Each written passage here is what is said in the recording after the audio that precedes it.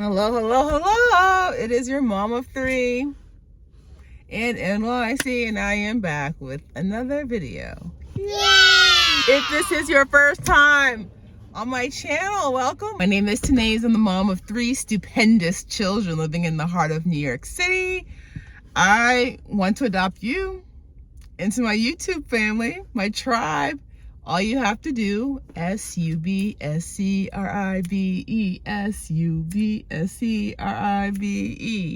smash that subscribe button below.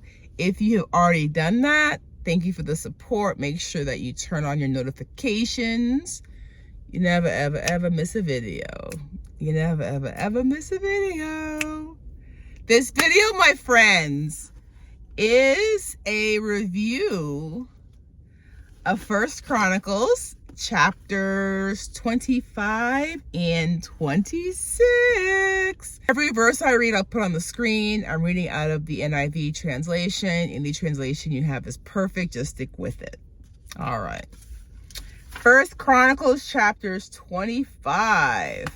The singers I have in my notes. Let's go ahead and read verse 1. 25 verse 1. David, together with the commanders of the army, set apart some of the sons of Asaph, Heman, and Jeduthun for the ministry of prophesying, accompanied by harps, lyres, and cymbals.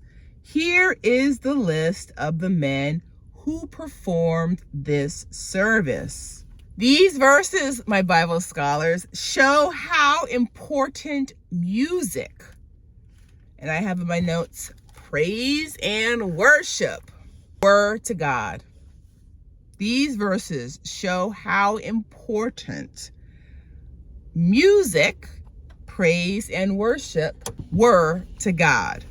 Verse 3, as for Jeduthun, from his sons, Gedaliah, Zeri, Jeshiah, Shemel, Hashabiah, and Mattaniah, 6 in all, under the supervision of their father Jeduthun, who prophesied using the harp in thanking and praising the Lord. Music is important because it was meant to praise God, worship God, and thank God. All right, moment of transparency. Went to visit my brother, sister-in-law, 2 nieces. I went to church with them. I'll put Life Point Church, I think it's called. There are multiple services and multiple locations in the same DMV area. Guys, when I tell you their praise and worship played a song I'd never heard, I was so touched by this song. I'm literally in service Shazamming it. Like, what is this song? I've never heard it before. Today is Friday, September the 15th.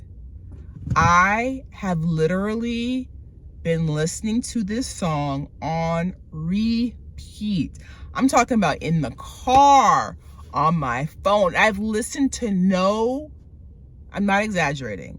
I've listened to no other music since I heard this song. I heard this song in August. I heard this song the last week of August. Literally, since the moment I've heard this song, I'll try to put a small clip it right here.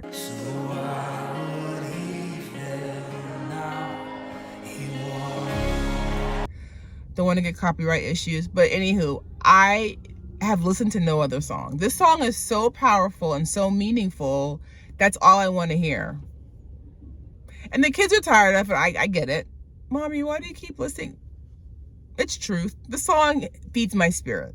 So again, this is an example of what part of the reason why I, Tanaise, believe music, praise, worship is so important to God is because it has the ability to feed our spirits.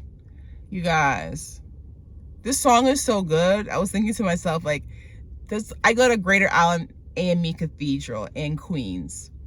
I was like, is there somewhere like on the website where I can suggest like this praise and worship song? Because this song is so mightyful.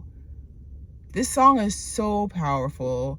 It literally can lift my spirit. I can be like, and I hear the song and I'm like, no, God is great. He's never failed me. Like, God is great. God is great. So again, moment of transparency. Since the Sunday morning I heard this song, I have listened to no other music but this song over and over and over again. This song encourages me, reminds me, because we're going through tough times, we face trials. Sometimes our memory can be short. Like, God has brought us through trials before. He has. And it recenters me. So for me, praise and worship music encourages me, reminds me, and recenters me. I wanted to read verses 6, 7, and 8 of chapter 25. It says, all these men were under the supervision of their fathers for the music of the temple of the Lord, with cymbals, lyres, and harps for the ministry at the house of God. Asaph, Jeduthun, and Heman were under the supervision of the king, along with their relatives, all of them trained and skilled in music for the Lord. They numbered 288, young and old alike, teacher as well as student, cast lots for their duties. Chapter 26, the gatekeepers. The gatekeepers. These 19 verses, Bible scholars, show how important the role of the gatekeeper was and is. What came to mind when I read this was the ushers in church today. The second part of chapter 26, treasurers and other officials. I thought that it was going to explain the duties of those that accepted the offerings given to the temple. But in verses 27 and 28, verse 27, some of the plunder taken in battle, they dedicated for the repair of the temple of the Lord. Everything dedicated by Samuel the seer and by Saul, son of Kish, Abner, son of Ner, and Joab, son of Zeruiah. All the other dedicated things were in the care of Shelomith and his relatives. So I learned something new. When battles were fought and won, that plunder was accounted for by these same men. So treasurers were not just those that collected offerings, but also those that decided what was done with plunder when they were at battle. So they fight another nation, they win. What is now done with all of the treasures and monies of the people they just beat? So I learned something new today.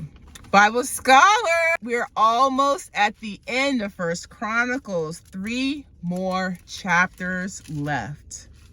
Our next review will cover chapters 27 and 28. As always, questions, comments, revelations, drop them down below.